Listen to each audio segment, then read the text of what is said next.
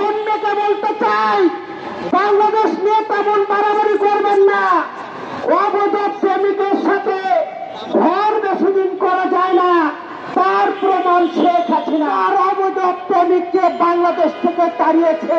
মুর্শিদাবাদ আমার, শিলং আমার, আমার যে ঐতিহাসিক ভাবে যেই সম্পদ এবং যেই মাটি, সেই মাটি আমি দাবি করতে পারি। এখন আপনার ঘরে আগুন লেগেছে, আপনি অন্যের ঘরে আগুন লাগানোর চেষ্টা করছেন।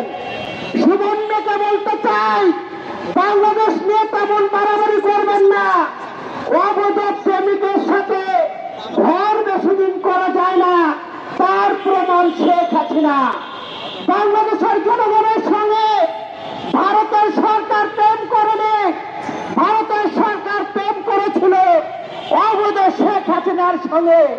সেই শেখ হাসিনাকে বাংলাদেশের মানুষ যখন তাড়িয়ে দিয়েছে, এখন সুবর্ণ বলছেন যে বৈধ প্রধানমন্ত্রী নাকি শেখ হাসিনা, আর অবৈধ সরকার নাকি অন্তর্বর্তী সরকারে যারা আছেন।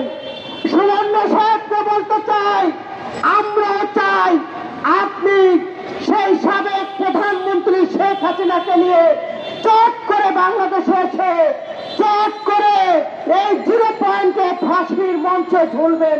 এটাই মানুষের প্রত্যাশা, বাংলার মানুষের প্রত্যাশা।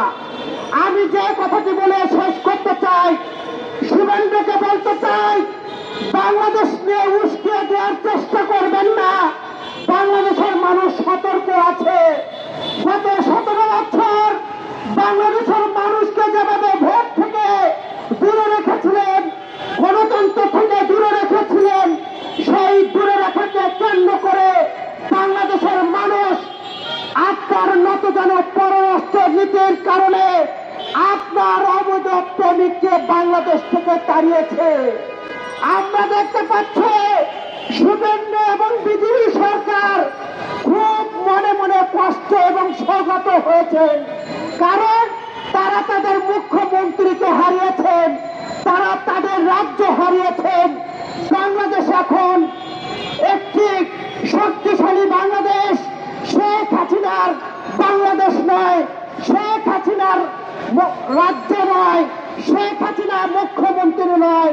বাংলাদেশ এখন মাথা উঁচু করে দাঁড়িয়েছে এবং ভারতকে না বলার সময় এসেছে।